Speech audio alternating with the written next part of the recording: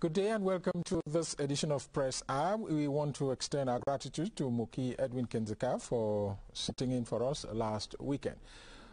The news about the appointment of the head coach of the Indomitable Lions came in very late for most of the papers to comment on this week because it was just last Saturday. We'll be touching on it because we are the electronic media, and so we can catch up with some of part of the electronic media, so we can catch up with some of those breaking news items. We'll also touch on decentralization, but focus on the venture of some religious leaders led by the cardinal in Cameroon, Cardinal Christian TUMI, who have decided to convene an all Anglophone General Conference at the end of this month, but he's receiving a lot of pebbles. So will the cardinal be able to stand up to the challenge? That's the question we'll be asking in the course of this program, and I have quite a good number of gentlemen to handle the subject for us this afternoon. Let's begin with the first part, and we'll have Geoff Ngwa. It's always a pleasure. And good afternoon, Joe. Gideon Tazo. A pleasure to be on the show again. We have Professor Willibrod Nzengwa, who sometime was at the level of FECAFOOT, one of many people would not know you in that capacity as one of the technical advisors or in a committee somewhere in FECAFOOT. No. And I hear you played football before. Oh yes, I did even competitive football. I played for FOGAP in Yaoundé. Ah, that's interesting. Yes, at least I did play good football. Okay. Hopefully. And it's Gideon Tazo, not Gideon Tazo, Gideon Tewilambif. It's because I called Gideon that. You see, you get mixed up. So it's always better to call my media name, which is Tewilambif. Okay, thank you very much. Let's set the ball rolling with what the papers were feeding on this week. Our press review.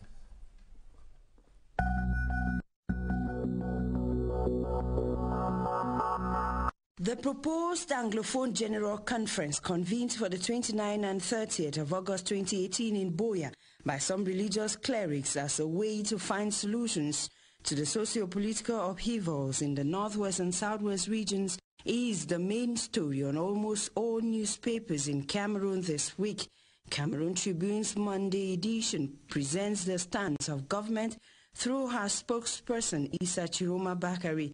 The communication boss is quoted as saying that the state welcomes moves to solve the crisis, but such should be lawful and not worse than the crisis itself. But the Guardian Post reads fear in government and asserts why government is scared of the convened conference.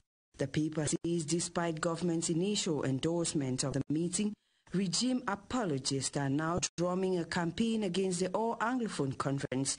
The Horizon newspaper rather published the views of Sam Ikontang Elat, chair of the All-Anglophone Conference 1 and 2, who thinks government is against Anglophone unity. This at the time the Post newspaper quotes Mayor Patrick Ikema as saying no All-Anglophone Conference 3 in Buea, even if BIA authorizes it. And the Guardian Post reports that Cardinal TUMI has warned critics of the conference that no amount of intimidation will scare him, while the Horizon sees Mayor Ikema Patrick as going xenophobic and calling an anti-Northwest march. The Star rolls its readers to the different attacks by gunmen on CDC biggest banana estate in Tico, after many others have suffered the same fate. Then politics takes its place, with Cameroon Tribune reporting on the strategies devised by different political parties to woo diaspora votes as Elecam intensifies preparations with the distribution of voter cards. The interest of the Post newspaper is rather on how CPDM is making gains from gullible opposition politicians, but goes further to announce that the SDF wants polling stations at the presidency, barracks, palaces withdrawn. All these at a time. The Voice questions BIA to launch campaigns in Bamenda. It says hints from trusted sources hold that the candidate of the ruling party is planning to make an exception by launching campaigns in Bamenda. The Lone English Daily clips in to report that the race for Unity Palace has got Joshua Osi, SDF candidate, battling dual nationality accusation, but the Post newspaper quotes Osi saying that because his mother is from Swiss, it doesn't make him a Swiss national. And now security in the northwest and southwest, as reported by different newspapers, with Cameroon Tribune describing the presence of defense forces in the regions as indispensable. Yet the Horizon newspaper questions the professionalism of these forces, noting that government has stepped in to check the military excesses, with defaulting soldiers already in custody. The same idea carried on the post-weekender, with narration of eyewitnesses on how the military massacred youths in Boya. The Green Reporter cries the fate of flood victims in Limbe and Douala, while bringing to the fore the hazards of indiscriminate urination and defecation on the environment in Yaoundé. This at a time Cameroon Tribune is reporting on the acceleration of decentralization in Cameroon, with a presidential decree organizing the ministry in charge. But to the Guardian Post, the hopes for federalism are sinking as this decentralization process gets on full gear. We are in a press review on this human interest story on the Guardian Post newspaper, where an ENS graduate has denied to marry the same builder who sponsored her throughout university and ENS to become a fully trained teacher today. The case is being heard at the Ekunu Court in Yaoundé. Until we meet again, have an hour with the press.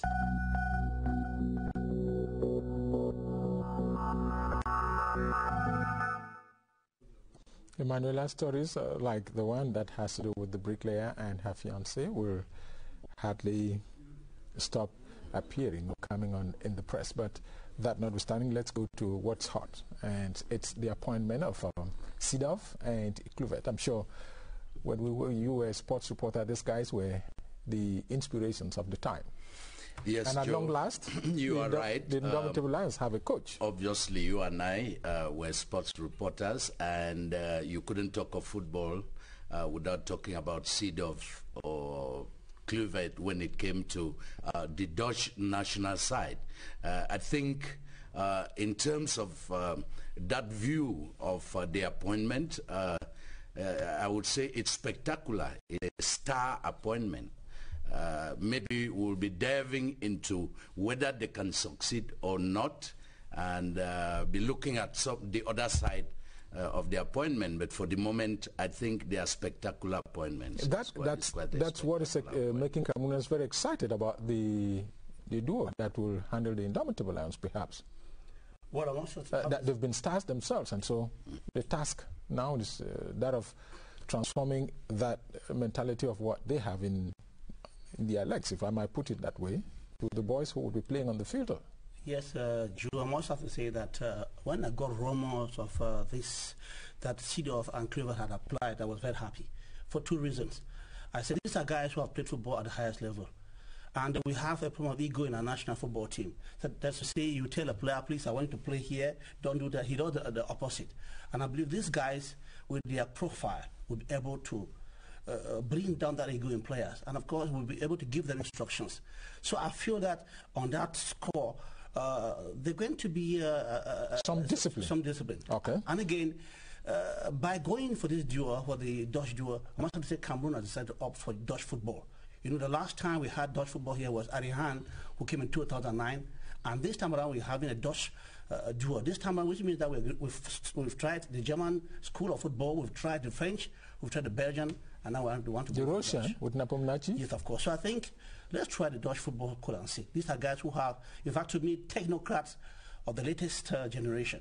They're football not far off. Now, they have to build from scratch because the former coach was just saying that he is making do with what he has in hand. And so it's a big challenge for them to spot the talent and build a squad from zero. Yes, Joe, I think like Gideon was mentioning a while ago, these are players who have played top flight soccer, and they know what it takes to win a trophy. And on that count, I would say they might have the means or the intelligence or the know-how to build a team, but the context, we know the context within which they are working. And that's we have had many a coach, good ones like bad ones, who have come to Cameroon and had it difficult in implementing what they have upstairs in terms of coaching ability, in terms of know-how. And I only hope that the fact that they have chosen players who worked in a very professional environment, who don't have the African mentality as such. These are blacks, but we know that they have Dutch blood flowing in them. Okay. And obviously they will have their modus vivendi when it comes to coaching. And if you don't give them that environment, I think it would take a lot from what they intend to implement. Okay. Now, you just mentioned something there, and this has to do with the working environment. This complexity in coaching in Africa. Unnecessary influences from match agents, football agents, player agents, and influence out of administration, that and so on and so forth. How do they intend to get out of that? They didn't grow up with that. And if I'm sure somebody would have told them that this is where you're getting into. This is African football. Yes, I like when our experts in the domain were appreciating those newly appointed coaches. I was just trying to think, are they going to leave the local realities? I think not only interventions, interruptions, even from government officials.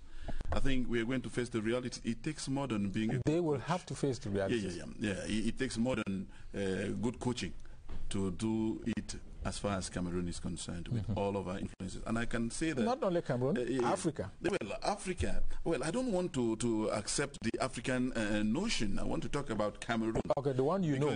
Yes, the one I know. Because you will realize that the first thing is Cameroonians hardly want a Cameroonian coach, no matter their expertise.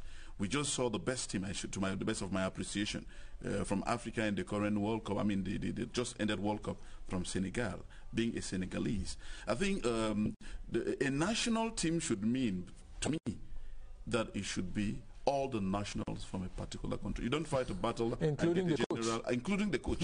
You don't go but to none of them has ever proven disloyal because it comes from outside. Well, the point is that, like I was saying, we have the local realities. We wish them well, but we are just saying that I think it is high time the Africans go beyond that mentality of always thinking that it is only when a player has played for, competitive football elsewhere can he be good in Cameroon. We've had wonderful Cameroonians, like the Eto'os, the Mila Rogers, and all of those, who can as well be coaches. They are not coaches. They haven't gone in for that. Okay. If Seedorf and Kluivert accepted to the offer, it means that they think they are up to the challenge, isn't it? I really hope so. I really hope they know that there are a number of parameters that are not in their favor. You may have the best coaches, you may have the best skills, but you need time. Why is it that we're having the trainers now less than a year? You were taking time to look for the best. Well, you might end up having the best who will not be able to give in their best. This thing is scientific. You don't get up one morning and find let's say you are in primary 1 and you suddenly find yourself in primary 6. It takes time. It takes time to prepare anything.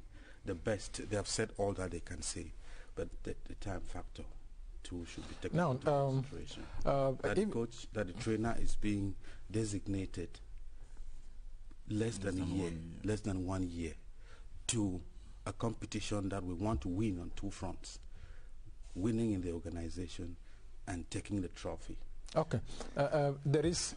I just wanted to let me put the question the other way. Right. The local championship has just ended, and from every indication, Seedorf and Kluivert will have to work with those they see on the European scene, which makes the task a little bit more easier for them. Yes, I think for a start, obviously they work with the players they know who already have a name. You see, I was one of those who clamored that when our national team actually won, the crux of the team was home-based in the domestic league. think of a period where 9 players from Canon of Yaoundé constituted the backbone of the national team. That's when we had a solid team. And once in a while they called in professionals like Miller to come in and give a hand. I think the givens have changed, Joe, because not only do we have a dismal domestic league, but I think we've come to a point of rupture where the young generation doesn't take over from the players who bow out of the scene. If you look at it, you can count a few players who once in a while sprout from Asia, sprout from the English league, and then that's what has made our team. Are you saying, in recent years. Yes. Is it a question of having a pedigree of talented youth, or it's a question of bringing them up to be competitive enough? To plant a good garden, you need a good nursery. I want to think. Well, let Tazo take that one. Just from being nostalgic, I want to say that gone are the days where we had local players making the cross to the national football team. Well, it was like that in those days, but these days the guys are on the international scene. Yeah, so I feel very much that it's now a mixture of international guys or guys of the local scene can do something. And I want to again disagree with the fact that you said that we have a dismal national championship. No. This year there has been a marked improvement. I hope you know that there is a young man who is a Chadian, Monjimanti, who is now playing for Porto. That is, I think, in as many as 5 years or 7 years in Cameroon, no player has left the elite football championship in Cameroon and plays direct elite football in Europe. That's another one. We have a guy called Ross Tambai, the best scorer of the championship, who scored 20 goals, who are signed in Ittihad Tanger, that's Morocco, the Moroccan champion. So I think we don't have bad seats at home. I think it's a matter of trying to locate them. And I believe Kluvet, who was included here, because you know that he was the sport director for PSG, for Paris Saint-Germain. He has an eye on such players, so he's going to do it. But now we are at recess. But the championship begins on the 12th of October, you know that. And I think they will have enough time. Enough time, even though TV was saying that 11 months. But I think we are no more there again. We now have a coach. How do we move forward? We have some players who have bi-nationality in Bayern Munich and other teams in Europe. I think double the work of these guys to bring them now and build a good team, a strong team. Okay. I think just to add, Joe, I think when it comes to that, many players have to be convinced. Many players have to be convinced because of recent. There have been a lot of defections from the national side. They have refused to play. Maybe the Seedorf Kluvet element is going to have an impact on some of those players. I think so. If because not, if a Seedorf can invite you to come and play in his team, or a Kluvet, you know that he, somebody of that caliber, has been able to detect something very peculiar. And particularly when it comes to his international career, it was a wonderful Of course, player. that's what I'm talking about. When it comes to coaching, those are, I must mention, those are two players who have not had any previous experience, coaching experience in terms of national side. Yes, and I want to on say, the African continent, I was one of the few who accepted that Hugo Bros should be given a chance. Okay, and have you accepted that these other ones should be given a chance? They should be given their chance. Who are you? They would say you're not amongst them. Like a Cameroonian, like a sports observer. I always want to give a chance to a coach to show what he's capable of. Quarterfinals of the World Cup. We had Nepomniachtchi took Cameroon to the quarterfinal of the World Cup. They never really had any experience. I think let's give these guys a chance. At 42 years, they want to prove their worth. They want to make an impact. They want to start somewhere. Yeah, they have to start something. But I want to caution Cameroonians. They should not be in a hurry, as Tewelami was saying. It takes time. The French have just won, the German coach won the World Cup in 2014. He started in 2002. That was in Korea, Japan. And so he won the World Cup in 2014. So we should give them time. In fact, these guys have a knack of detecting talent. They are from the Dutch Academy, what you call a Ajax Academy. And I think they have that eye. let's give them a chance. Okay. Let's provide for them. Joe, I think one thing, there should be the enabling environment. Yeah, the environment should be very enabling so as to build some confidence among Give them the opportunity to exercise their functions. Give the players the opportunities to build trust in those who are supposed to be coaching them. When it comes to issues of match bonuses, it shouldn't be the usual issue of postponement. I mean, the players should be given. No, you just said it all. Yes. The enabling environment. Joe, I just want to say here that Cameroon has been shouting to whoever wants to listen that they are the land of talent. And I tell myself that talent alone is like crude oil. It has to be refined for it to be exploited, for it to be used. Useful.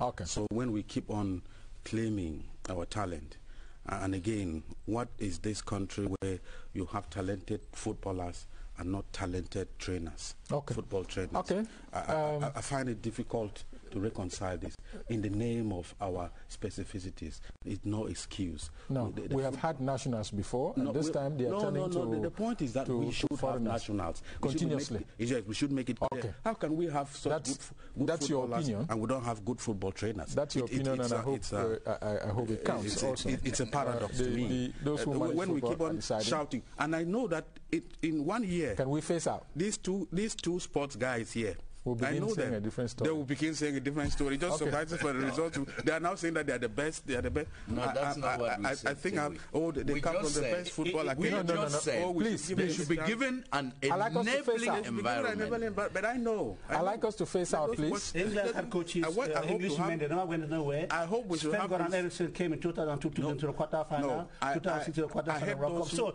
it's not necessarily the home base that must give you... And then when it comes... We know the reality of the ground. We take when it comes to home-based coaches, they will put a cousin, you will call the coach and propose your cousin who does not know how to kick the ball. Decentralization. The President of the Republic signed a decree recently, or last week, reorganizing the Ministry of Decentralization.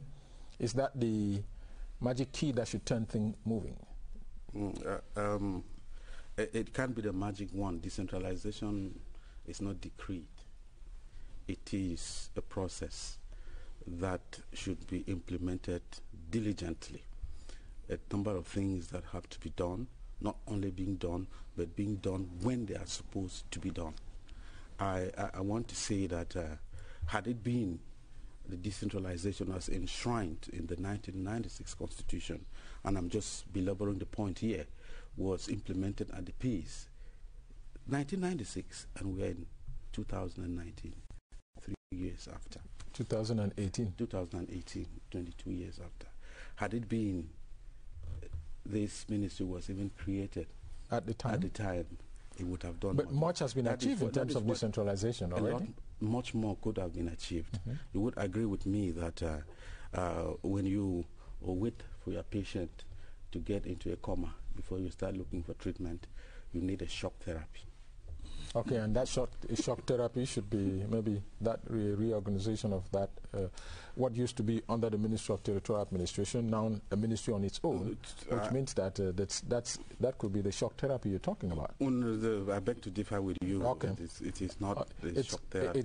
It's an opinion, but it's doing where do we move faster? Yes. Where do we put our finger to move faster in terms of decentralization? Well, I think that every issue, we call it federation or federalism, all our forms of decentralization. The problem in Cameroon is now not those decrees, the applicability. How are they applied in the field? You know, the problem with this decentralization is that there is no clear-cut distinction between the political decentralization and the administrative decentralization. It still gives more powers. I mean, decentralization in Cameroon is much more of administrative than political decentralization. And by administrative decentralization, it simply means that the head of state has his representatives all over in all the divisions. That is administrative. It means that even at the very local level, those who have political will, political power, that is with political election like the mayors and so on, still depend on administrative. And so that's why there's always a bone of the decree came to fix some of those, I would call it abnormalities that were existing I think not giving, still giving the governors powers over the areas where they govern, which is the DOs still have the authorities over the councils. Not as much as in the past. Yeah, what we are saying... The SDs used to be the guardians or titular officials. Joe, don't get me wrong. Any decision which is taken to move decentralization forward is wonderful. But what we are saying concretely is that it is so snail-paced to an extent that it always favors one part, that is the administrators. And that is why we are saying that we would have preferred if a clear-cut decree is made giving powers to the elected, so giving more powers to political decentralization. All those who are elected democratically should be given powers more than those who are appointed. In this light, people are going to have a feel of what decentralization is in all the nooks and crannies of Cameroon. Okay. We will take this as an issue. It couldn't have been otherwise, given that there was a change in the structure of the government. In the past, the Ministry of Territorial Administration and Decentralization was overseeing the process. Now, that has simply fundamentally been split. And now, instead of the ASIOs, the same ASIOs will still be taking care of council sessions. But now, instead of reporting to the Minister of Territorial Administration and Decentralization, they'll be reporting to the Minister of Decentralization and Local Development. That is the fundamental thing. So it is still coming back to centralization or administrative. I think what people don't you see that as being accountable? It has been that way. What people want is to have a situation where you don't report at all? No, don't account? People want to be able to decide that. Do you think it is normal the for people at the basis should be able to elect those who are accountable to them. In a space of 5 years, if they cannot within the present dispensation, you see local authorities respecting the electorate? Present dispensation, we are talking about Cameroon. I think so. It's not the Northwest and Southwest regions. I don't know what we are talking about. No, I'm not talking about the Now, what we are saying is that about the entire country. If all the mayors are elected and they are accountable to those who elected them, it means that if they do not deliver the goods, the electorate have the right to vote them out. Therefore, they are going to be accountable to the people and not writing reports doctored reports. Of course, we do understand that most of these reports are always doctored to favor them, to the high rank. Joe, let me just give this a quick, share this conversation I had with a mayor who told me that the two most powerful people in this council are the Secretary General and the Treasurer, and that he will give an instruction. He will even ask that the treasurer should prepare the payment orders for workers, and he will take all his time. But the mayor is the vote holder. No, not at all. And then that case is peculiar because the mayor is the vote holder, is the one who signs and who authorizes expenditures. And this secretary and this treasurer will say, "Come on, I'm appointed by two ministers. It takes the Minister of Finance and the Minister of Territorial Administration for me to be where I am, and another minister. You are just elected." And these people more often than not hold these councils. Yes, and that is why for a council to buy a pen, it needs to raise a payment order, which the SGO will approve before they can buy. No, that is done in the budgetary session, of course. So that's done in the budgetary session. I'm simply saying that we should be sincere and move on with decentralized. Even if it is administrative decentralization as it is, it should be done in such a way as to benefit the local population. It looks like it's a topical issue. We will get that as a topic on its own. Let's move on to our focus today, and the Anglophone General Conference. We have the speaker from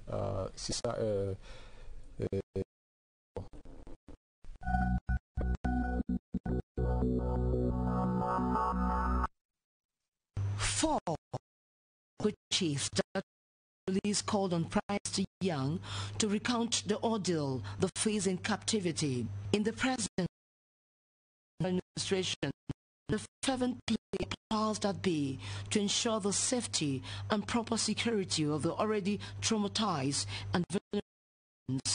They were led to the Star Building by the Mayor of Buea, Ikema Patrick. The first role of a mayor is that of peace within your municipality, and that's exactly what I've been doing. When it all started with the school, non-resumption of schools and... The kidnappings of the traditional authorities is an act of sacrilege in the Bakori tradition. In a declaration issued on July 28, the chiefs vehemently condemned the series of kidnappings and said no to further threats, abductions, killings, extortion and terrorism.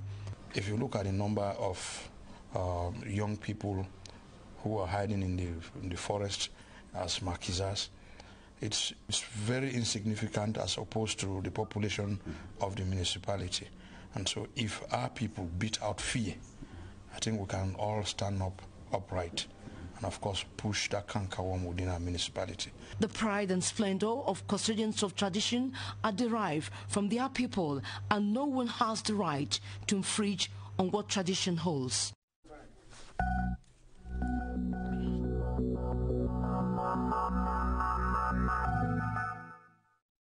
Okay, I would want to welcome Prince Ekoso and Professor Elvis Ngole. Our two friends, Jov and Gideon, have left us. You're welcome. Thank you. And I'd like you to take this question on the convened Anglophone General Conference. They call it the AGF, but others want to call it the AAC3. How would you judge the timing of this conference? Well, Joe, thank you once again. I think that it is never too late to be able, because the reason why this conference has been called is to be able to solve the Anglophone problem. And the Anglophone problem has been a bone of contention in this country with a lot of killings for the past 2 years now. And we have made a lot of suggestions on how this problem can be solved. And someone who is prominent in this country is coming up with a suggestion and with a strategy. I think that it is necessary for us to be able to do what we have to do in order to at least make sure that the killings are abated, because one of the things which is very, very scary with regards to the current conflict in Cameroon at this point in time in the Anglophone zones is the massive killings of both civilians and the military. It is becoming something that you don't want to see, the ways that some of these persons are being killed. As I speak to you, in the Tiko constituency, Likomba in particular, citizens have left that town because they feel that in the days ahead, the massacre or the killings will be very, very dramatic, and so they have packed out of their houses, and some have come to Yaoundé, some have gone to Bafoussam, some have gone to Douala, some have gone to Nigeria. You see, so if this conference is coming to address the Anglophone problem, because the Anglophone problem is the heart of this conflict, and if this problem can be solved through this conference, which has been convened or is being called by eminent TUMI, then we can only give other religious leaders, we can only give our support and encourage everyone to have a lot of respect for that event which is coming. Okay. Because the event will actually draw us closer to dialoguing with the situation at hand. Okay. Now, argument with the content of the conveners, the content of what is supposed to be handled. Well, Joe, what I would say on the subject of the Anglophone General Conference is that as an idea, as an initiative, in concept, it is good, because all of us are suffering from the same concerns, the same worries, and as Prince has just said, we can't continue to accept that our society should be characterized by wanton killings and kidnappings and populations being displaced, chiefs, traditional authorities being desecrated as far as their integrity and the authority and their personality are concerned, as a country, as a nation, we have to go forward. And all of us are concerned about moving forward. As a country, one people, one nation, united in its diversity, we have to go forward.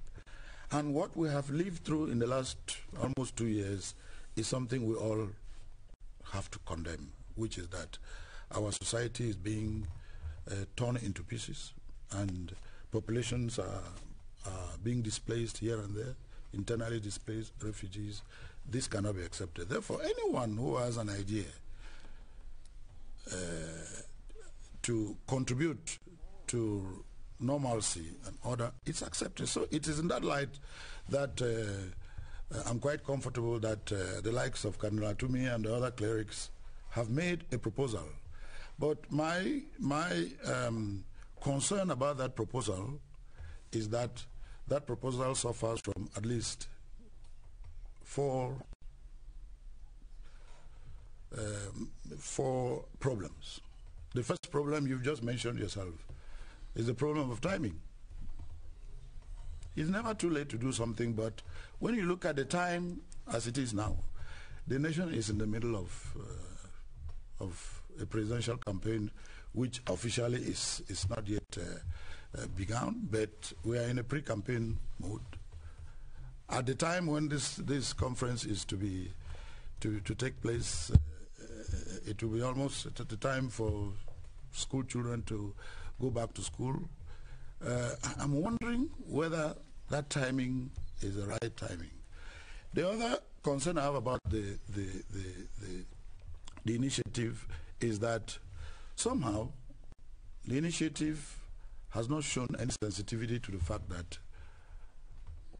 the state of Cameroon is a state that is upright and is a state that is not failed. The state has been there, involved, dedicated, committed, and if there is an idea to contribute to a return to normalcy and order, that idea should not act as if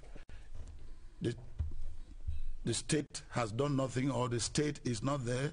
That idea should not make the state look like the state has failed or that the state doesn't have anything. You are navigating, and that idea does not make the state to be equal to something. To the table? Can you land on that point? Can you make it more explicit? The point I'm trying to say here is that in terms of substance, we said content. If you notice, the initiative puts the burden on the state in the sense that the date is chosen, the agenda is chosen, the participants have been identified, even the place has been identified. They said all Anglophones. Yeah, they gave the definition of who has to participate. I mean, it's in the communique. And the state has to do the following things.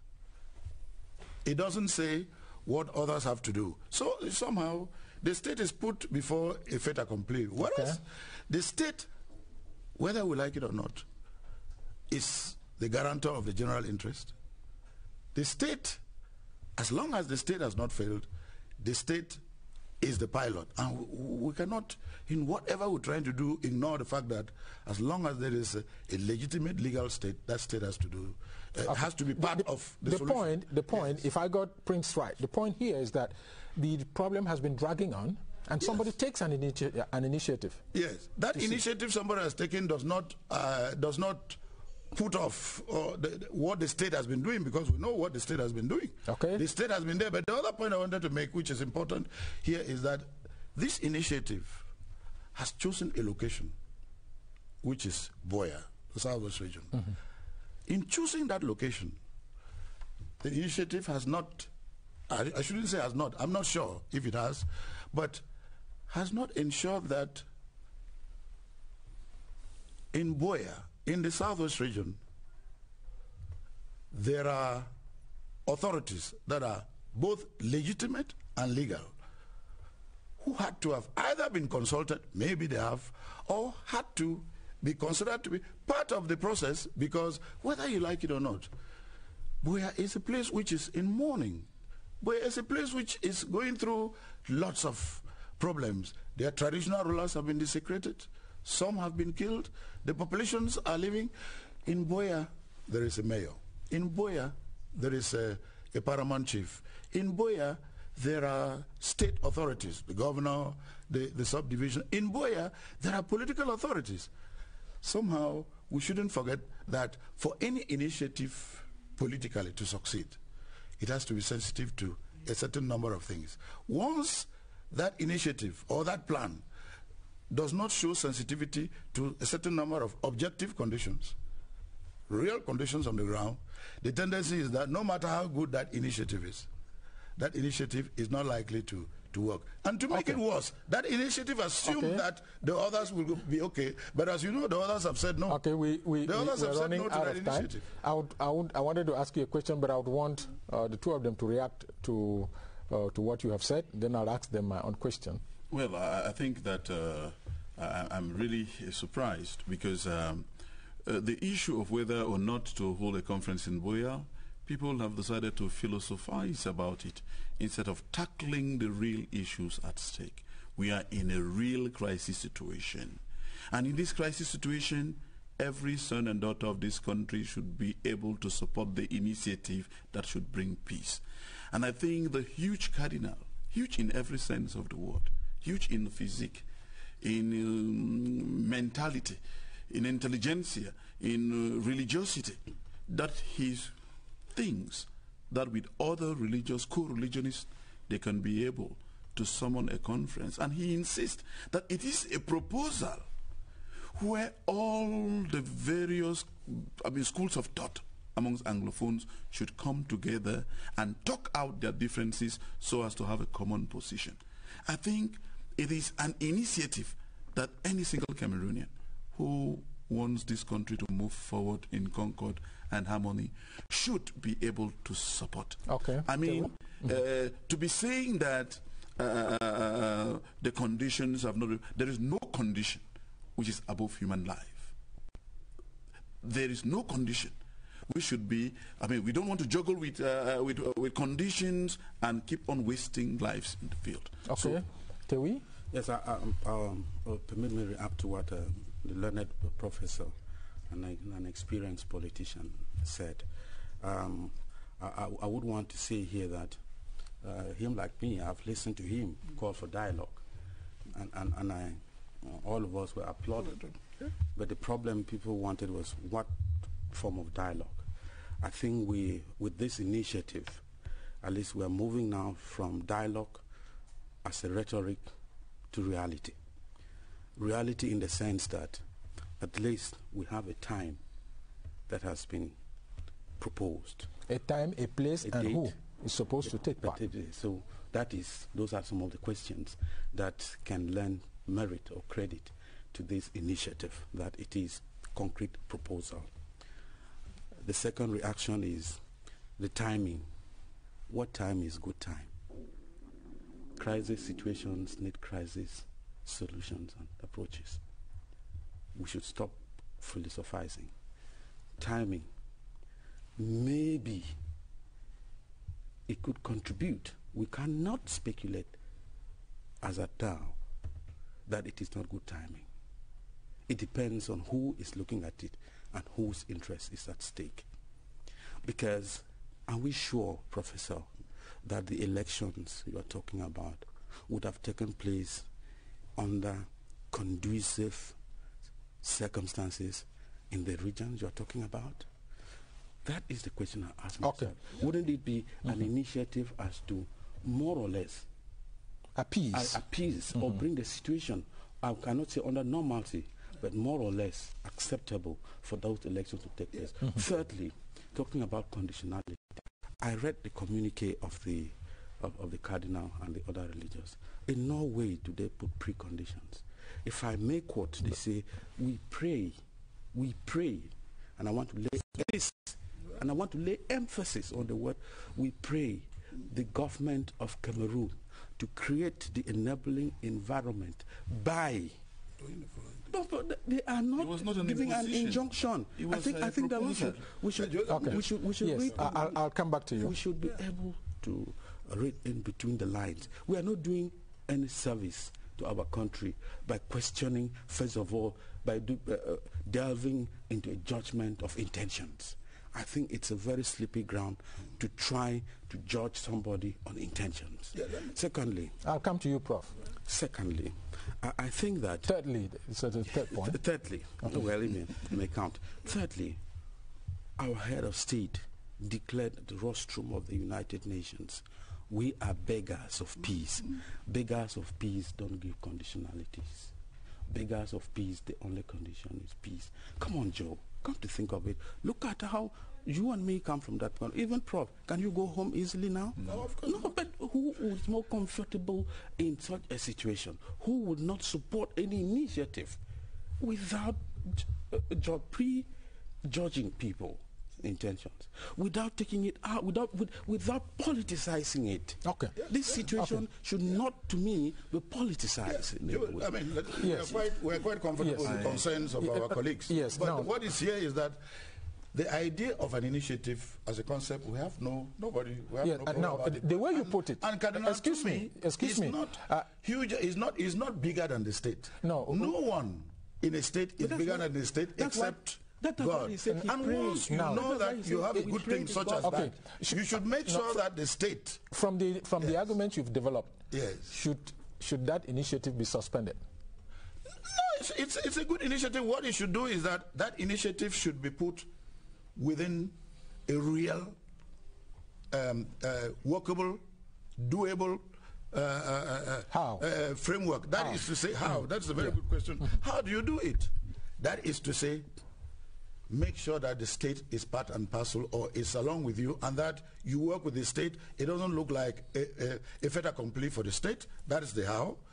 Second how is that make sure that before you choose the location, you should recognize that on that location there are political leaders, there are municipal leaders, are you saying there are traditional leaders, and you should make sure that on the other side, because you did develop those ideas earlier on, but the point is, it's the divisional officer for Boya that issues the authorization. Yes. So we don't know whether one has been addressed or one will be addressed, and so on and so. You just have to go along with the state. Yes. The divisional officer is a representative of the state. So you want him to write to the President of the Republic? No. Obviously, the Cardinal is. I mean, we all have all respect for him. He knows what the state is. The Cardinal is not a state function, and the cardinalship vis-a-vis the state. The state is always supreme and superior. Of course, because the cardinal is. We do understand. Yes. Now the point is, what you're developing. Would you say that at this point in time, he shouldn't organize the meeting at the end of the month, or he shouldn't go ahead with the initiative? What's your opinion? If the objective conditions are not met, obviously there is no chance that it can succeed. Okay. Because you cannot force. I mean, no matter how good you are, you cannot force on, especially when it's political grounds. This is a dangerous effort. Okay. Joe, Prince? I'll be forced to be a little bit hard on the professor. Feel free.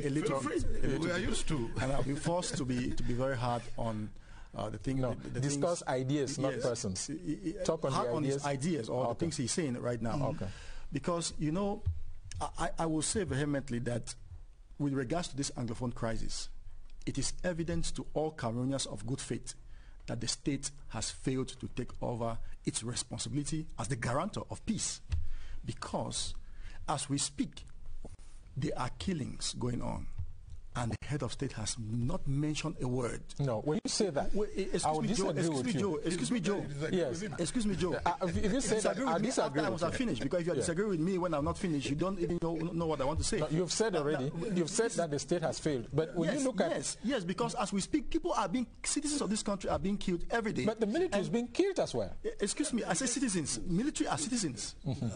Now, in a war, let me put it this way to you before you come back to your idea. Yes. When you say the state has failed, when the state addressed the initial problems posed in the ongoing crisis, how would you judge the very fact that those who raised the concerns, the teachers and the lawyers, their concerns have been addressed, and they are in the process? Others that were supposed to be met with time are in the pipeline and going. So why did the state arrest those teachers and lawyers when their concerns have been addressed? Why did the state arrest them? and put them in jail.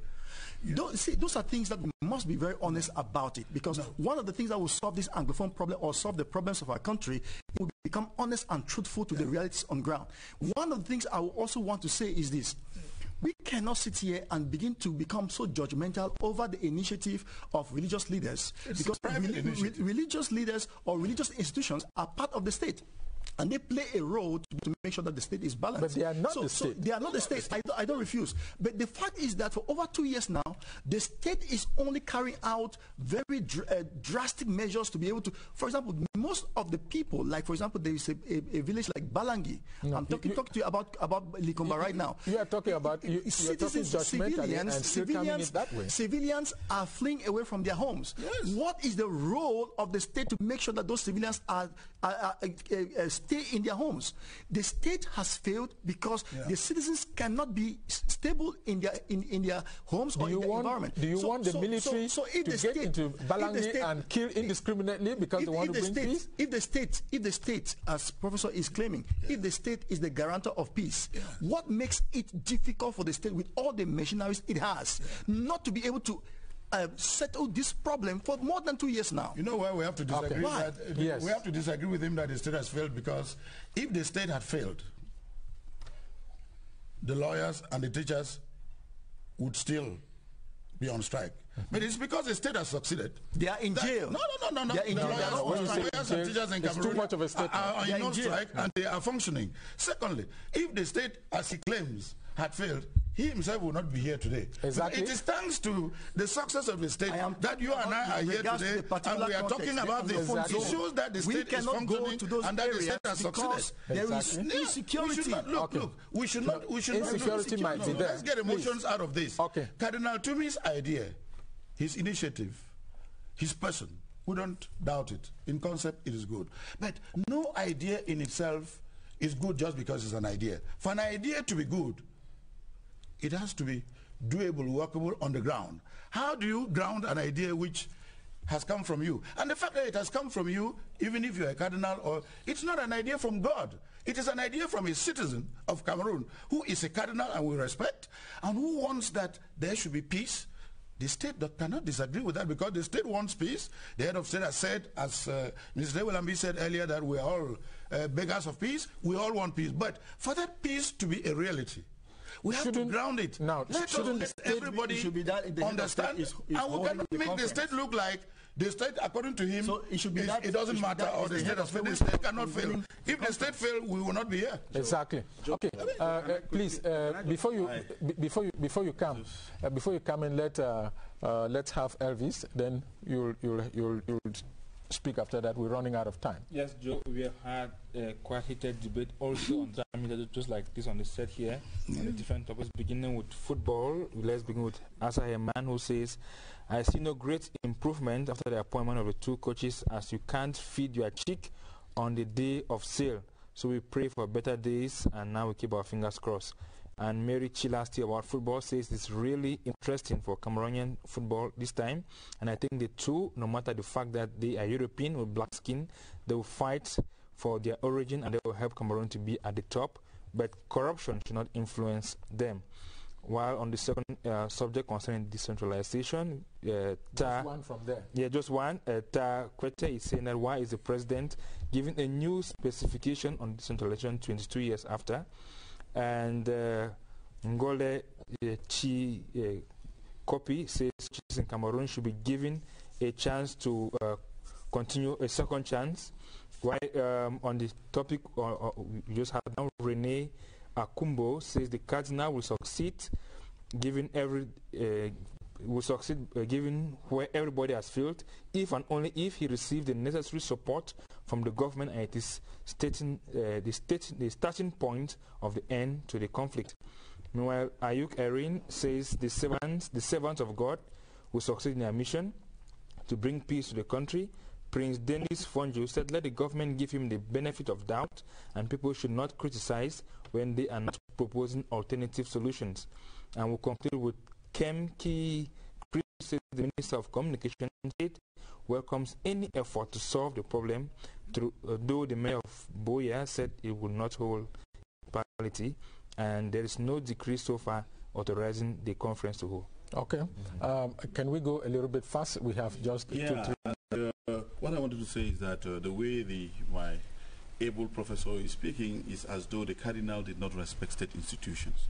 That is why he tabled a letter to that effect to the highest authority to give room to create an atmosphere to come together and talk what is really bedeviling the country. And of course, what I realize is that we want to inject a lot of politics about because politicians always think that the solution for this problem must only come through their political lenses. The SDF, the CPDM, all the political parties have said that this problem is above political parties. High time we give the cardinal total support. After all, at his age, to campaign for. He doesn't want to become a politician. He doesn't want to be a minister. He's said it very clearly. And as a religious personality, doing the philosophy of whether the conference is important or not, you who is in Boya is answerable to the head of state. And if he wrote to the party, is in that if the state genuinely wanted to resolve this crisis, I think they're going to provide all the enabling environment to give this conference work. Joe, I get very a little disturbed when I hear some utterances, and it comes to confirm what I had earlier said, that some unscrupulous opportunists on either side of the aisle are taking advantage of this situation in the southwest and the northwest regions of our country to make political and financial capital out of it. Otherwise, I don't see why anybody should stand on the way of any initiative for peace. Because, Joe... The Minister of Communication said government welcomes all initiatives. So what I'm saying is that somebody should start by opposing it. It simply means that these are simple opportunists who are making a fortune out of people's misfortune. Okay. Joe, nobody's against it. Prince and Prof will end.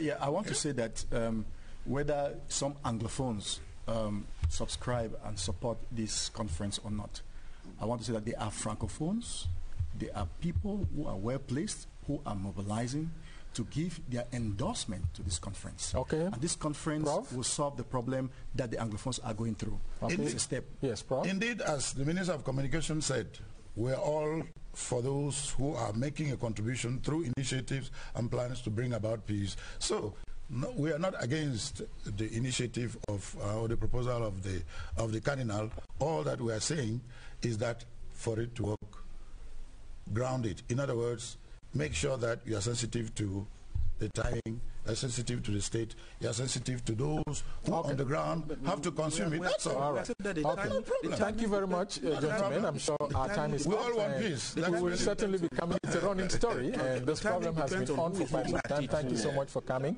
Stay with CRTV if you can. We have Tam Tam Weekend coming up shortly after this program. You cannot